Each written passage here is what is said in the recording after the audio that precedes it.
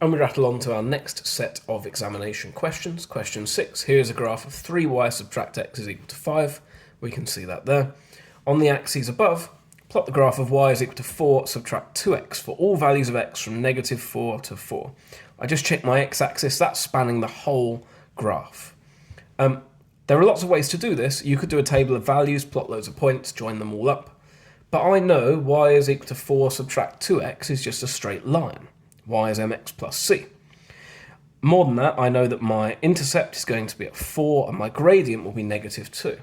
I could draw it just from that information, then find 4 every time x goes up by 1, y goes down by 2, and keep working from there.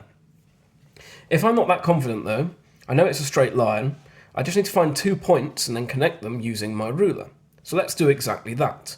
I think the easiest ones to do are your axis intercepts. So we'll look at what happens when x is equal to 0. That gives me y is equal to 4.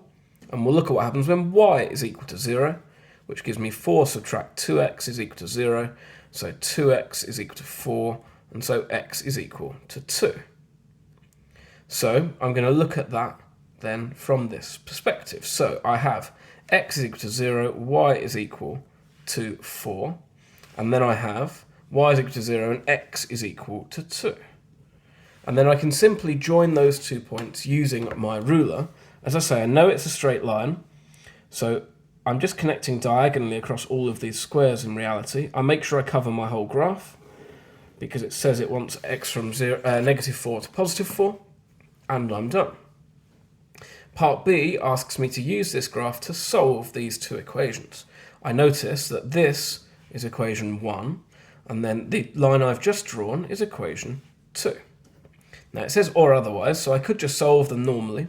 I'll save that for checking my answers at the end of the examination. What I should know, and indeed what I do know, is that the points of intersection of these 2 lines are going to give me my overall solution. So all I need to do is look on my graph to read off my points of intersection for both x and for y. So if I look here now, looking at my line, it looks like my lines are intersecting around about here, which is x is 1, y is equal to 2. I can check that, and I will definitely check that, to make sure both of these equations are still correct. So I have 6 subtract 1 is 5, correct, and y is 4 subtract 2, which is 2. I agree. So that gives me confidence my answer is correct. Question 7 asks me to write 2 plus root 5 all squared in the form a plus b root 5. In essence, it's asking me to expand those double brackets. So I'm going to do that now. Don't be tempted to just square the 2 and the root 5. That's not how double brackets work. Instead, I need to multiply everything in my first bracket by everything in my second bracket and add it all together. So I need to do 2 multiplied by 2, which is 4, and then 2 multiplied by positive root 5, which is positive 2 root 5.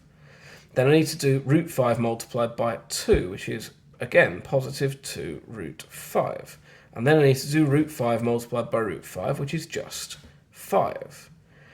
That's not in the form I've been asked for, a plus b root 5. To get my a, I combine my constant terms. 4 plus 5 is 9.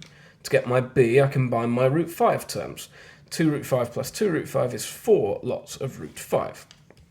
And so I have 9 plus 4 root 5. I just checked back to my question. It does want me to write it in that form, not state what a and b are. And so that's another couple of questions sorted.